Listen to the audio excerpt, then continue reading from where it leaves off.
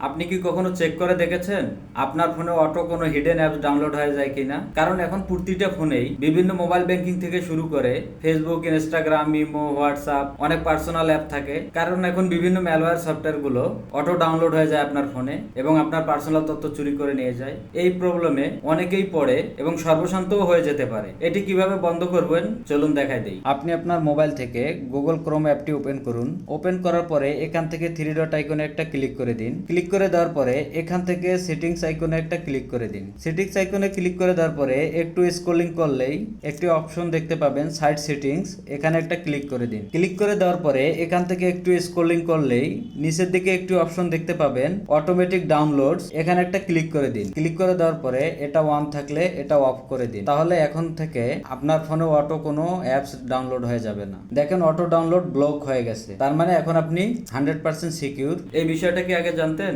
অবশ্যই কমেন্টে জানাবেন। আর এরকম ছোট ছোট উপকারী টিপস পেতে আইডিটিতে অবশ্যই ফলো দিয়ে রাখবেন।